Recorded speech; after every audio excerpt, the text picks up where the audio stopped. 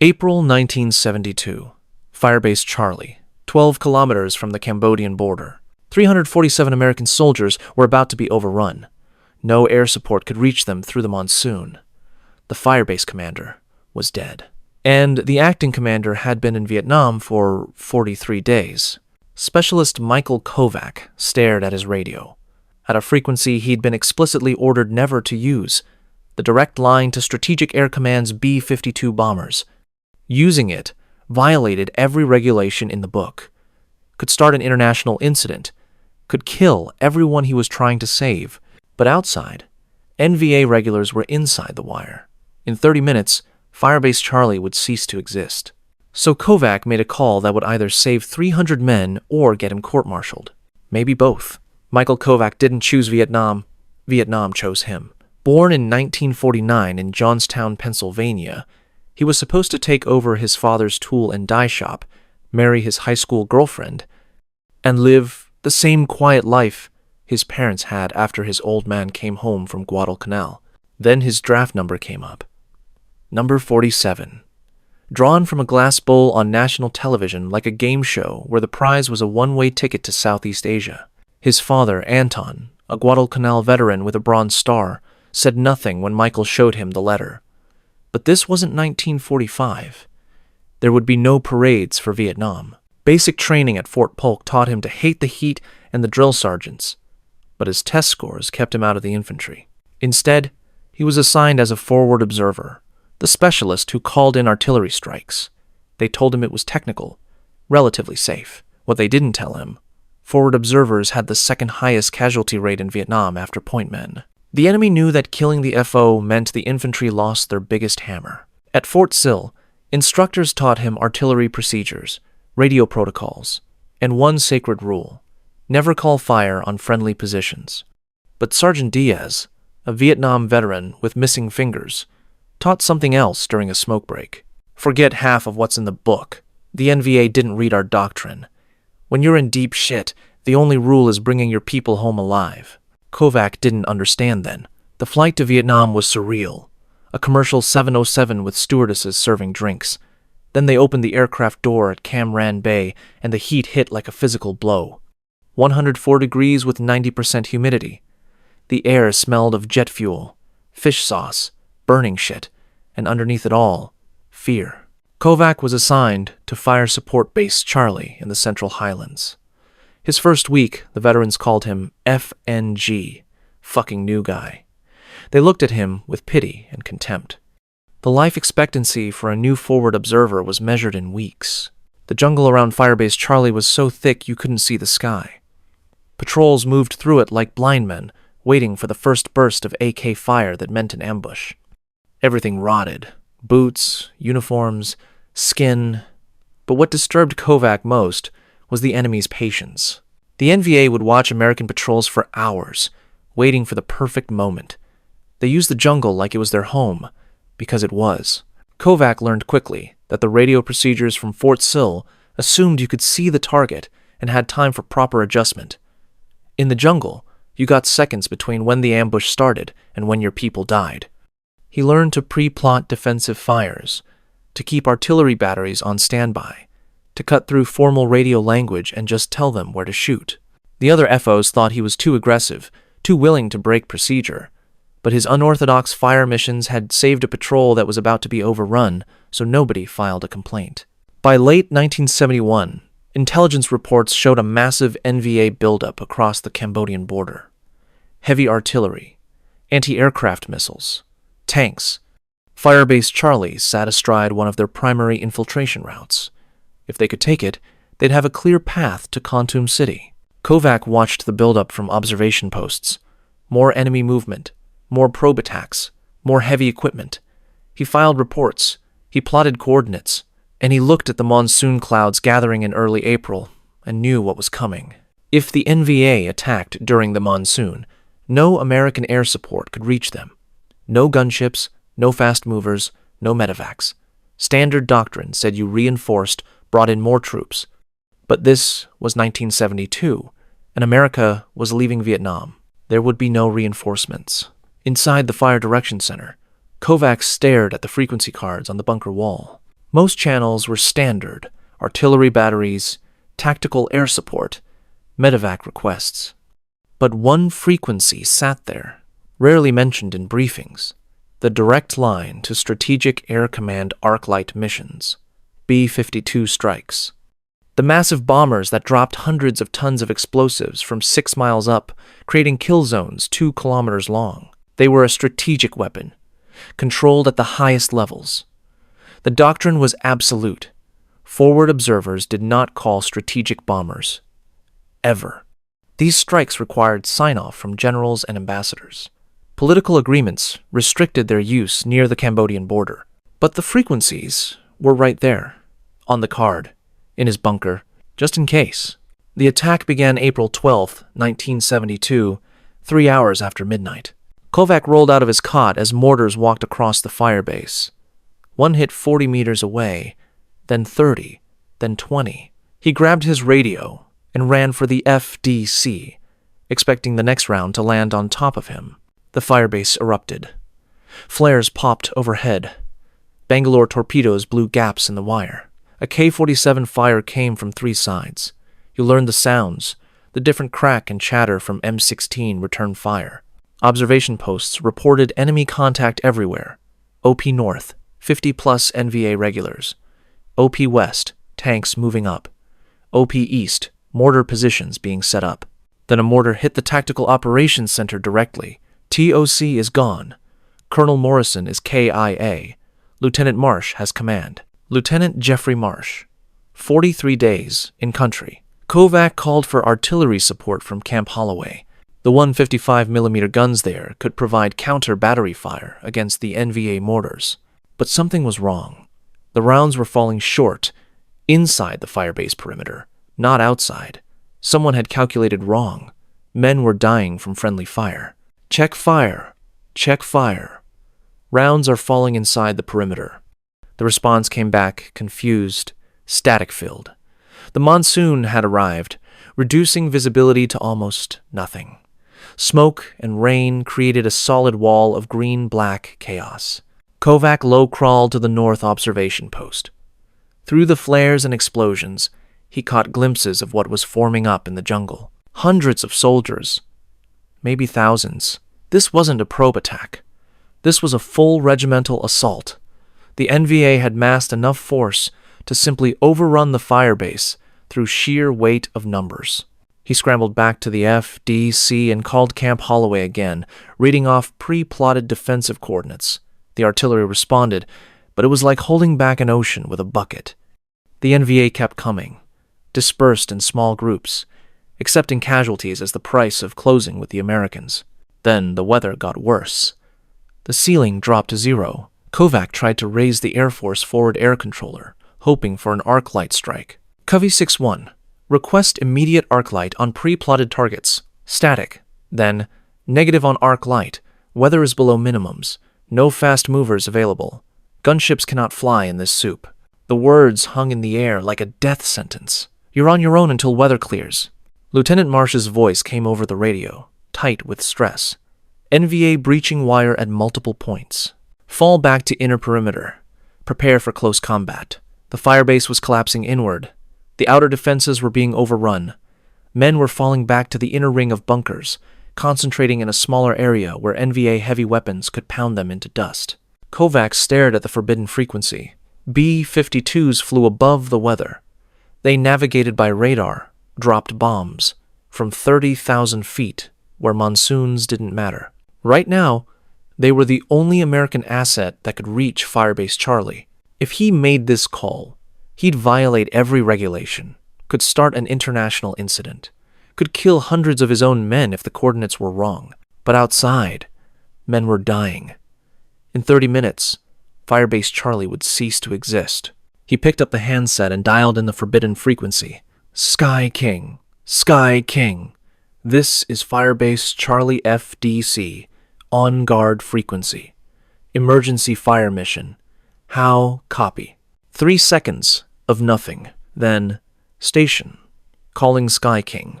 Authenticate. Kovac didn't have authentication codes for strategic bombers. He wasn't supposed to. Sky King. Unable to authenticate. This is Firebase Charlie under regimental assault. We are about to be overrun. Request immediate arc light. Station calling. You are not authorized on this frequency. Clear this channel immediately. The firebase shook. Satchel charges detonated. Men screamed. Kovac made his decision. Sky King. I have 347 American soldiers about to die in the next 30 minutes. The NVA have breached our perimeter. Weather is 0 to 0. No tactical air available. You have birds stacked up with nothing to do. I need them here. Now, a longer pause.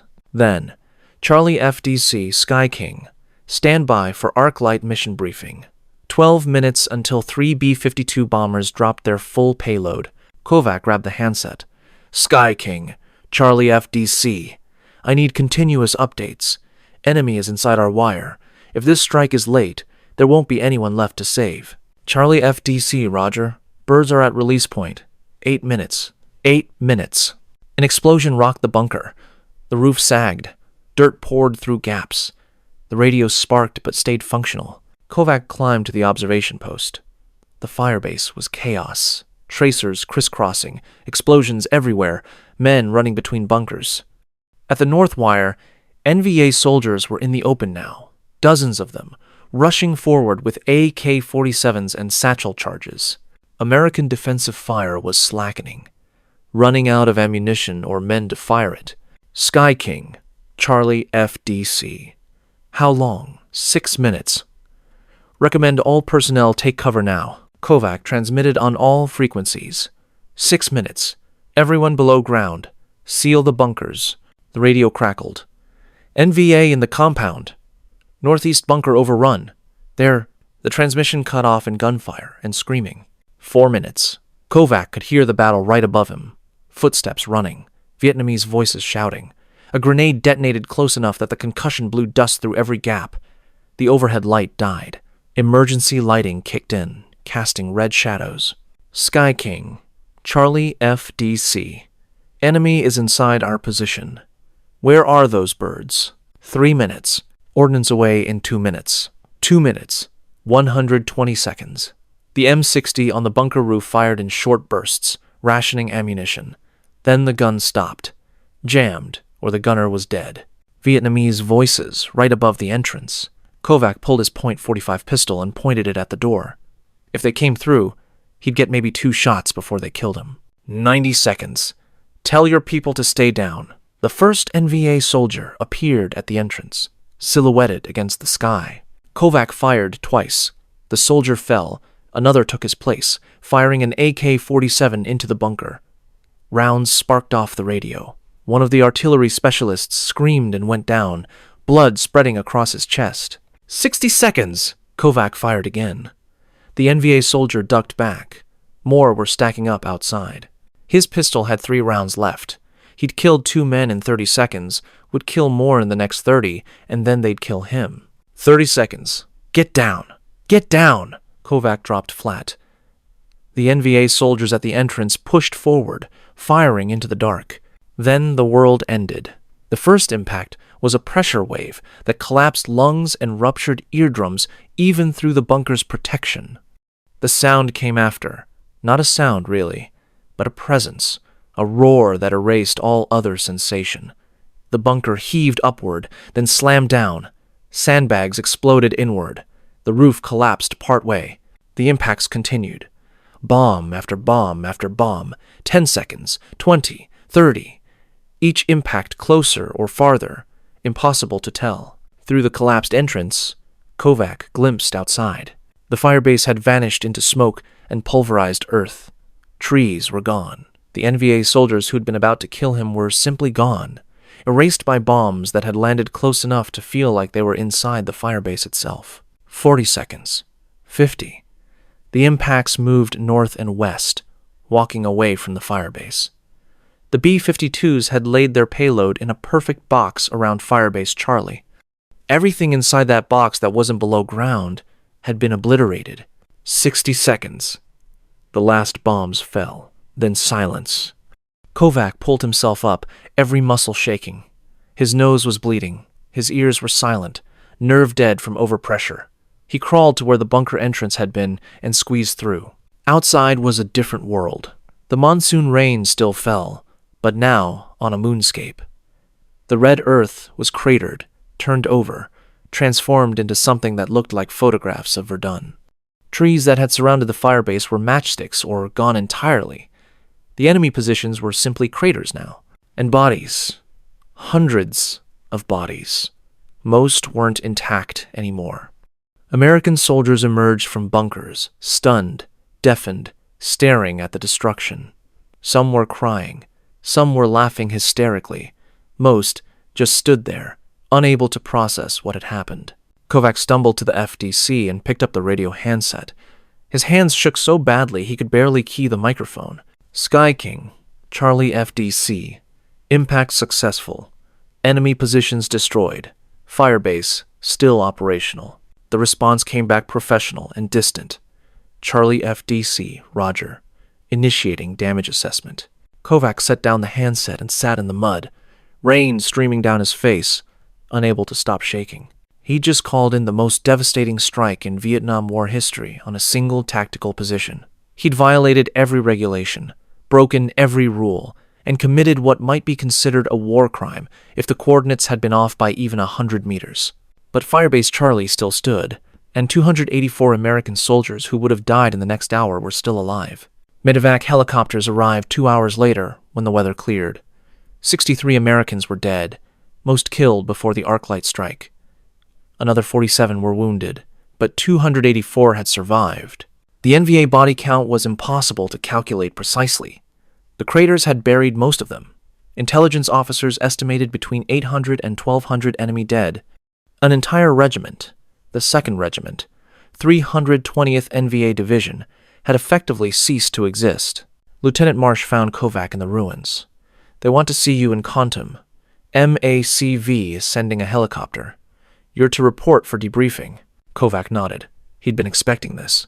"Court-martial?" Marsh shook his head. "I don't know. But what you did, I don't know if it was the bravest thing I've ever seen or the craziest. Maybe both." The debriefing lasted 6 hours. Colonels, majors, intelligence officers, even a civilian from the embassy. They wanted to know everything. Why he'd called the strike, how he'd gotten through to Strategic Air Command, whether he'd understood the political implications. Kovac answered honestly. "I knew it was unauthorized. I knew it was dangerous. But we were about to be overrun.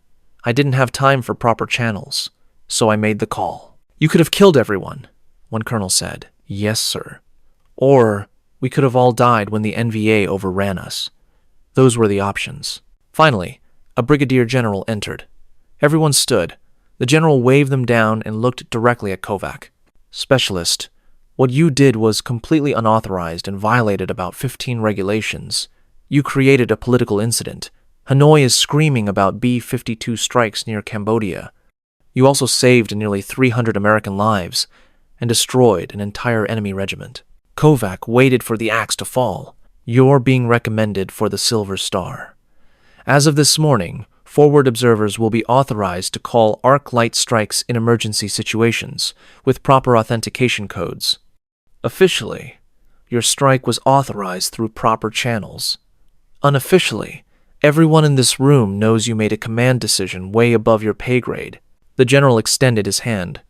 "Good work, Specialist." Michael Kovac returned home August 23, 1972. He flew out on a commercial 707, still wearing jungle fatigues. The flight attendants served drinks and smiled, and Kovac couldn't reconcile the normalcy with where he'd just been. The plane landed at Travis Air Force Base. 3 people spat on him as he walked through the terminal in his uniform, Silver Star visible on his chest. A woman called him a baby killer. There was no parade, no ceremony. Just a bus ticket to Pennsylvania and the uncomfortable feeling that he'd fought for a country that despised him for it. His father met him at the Johnstown bus station.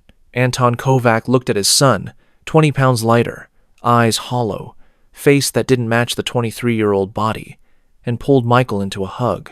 "It's different than when I came back," Anton said. "I'm sorry. Linda had married someone else."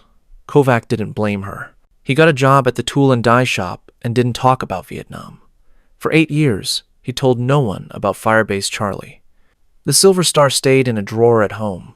The nightmares started 6 months after he got home. He'd be back in the bunker, watching the NVA soldier at the entrance, pulling the trigger, watching the bombs fall. Sometimes the bombs hit the firebase and killed everyone. Sometimes they missed entirely. Sometimes he couldn't get through on the radio and had to watch his friends die while B-52s circled uselessly overhead. The VA prescribed Valium and told him not to think about it. The pills helped him sleep but didn't stop the dreams. By 1979, his hands started shaking. By 1981, he had trouble breathing. The VA diagnosed chemical exposure, Agent Orange. It was killing him slowly, working through his liver and lungs.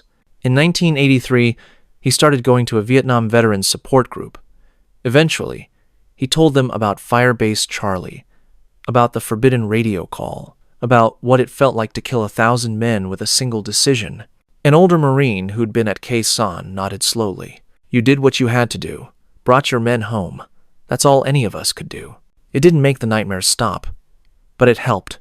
The Army's artillery school at Fort Sill started teaching the, quote, Firebase Charlie Protocol in 1985, procedures for forward observers to call strategic bomber support in emergency situations. They didn't use Kovac's name in the training materials, but everyone who'd been in Vietnam knew the story. In 1992, Kovac was invited to speak at Fort Sill. He stood before young forward observers and told them what he'd learned. Doctrine is important. The chain of command is important. But sometimes you're going to be in a situation where following the rules means people die. You have to be willing to make the call and live with the consequences. One student raised his hand. Sir, how do you know when to break the rules? Kovac thought about that. When you're absolutely certain that following them will get your people killed, and breaking them might save them. And when you're willing to face a court-martial if you're wrong. Michael Kovac died March 7th, 2018, at age 68. The official cause was complications from Agent Orange exposure, the chemical warfare that came home with its veterans, to kill them slowly over decades. His funeral was attended by 127 people. 43 were Vietnam veterans. The Army sent a color guard. A retired colonel who'd been a lieutenant at Firebase Charlie spoke. Mike Kovac saved my life and 283 others on April 12, 1972. He did it by breaking every rule, by making a call he had no authority to make, by putting everything on the line for men he barely knew. That's what we should have been fighting for, taking care of each other, even when nothing else made sense. The Silver Star was buried with him, pinned inside his dress uniform. He'd never worn it publicly. Firebase Charlie was abandoned in 1973. The jungle has reclaimed it now. But at Fort Sill, in the Forward Observer School, there's a small plaque in memory of SGT Michael Kovac, who demonstrated that the mission of a forward observer is to protect American lives by any means necessary. Courage is knowing the rules. Heroism is knowing when to break them. What would you have done with no support and no authorization? Could you have made that call, knowing it might kill everyone you were trying to save? Would you have followed doctrine while men died, or broken the rules and faced the consequences? These questions don't have easy answers. They never do with Vietnam. The war was complex, controversial, marked by impossible choices. But soldiers like Michael Kovac made those choices anyway, in real time, under fire, with no time for debate. What part of this story stayed with you? The desperate radio call? The moment the bombs fell? The difficult homecoming and decades of silence? Share your thoughts in the comments. If you served in Vietnam, or know someone who did, let us know.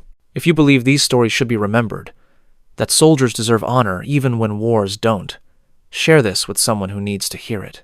Because sometimes courage and controversy coexist, because soldiers fought for each other when they couldn't fight for anything else, because men like Michael Kovac made impossible choices and carried the weight for the rest of their lives, and because forgetting them would be the greatest betrayal of all.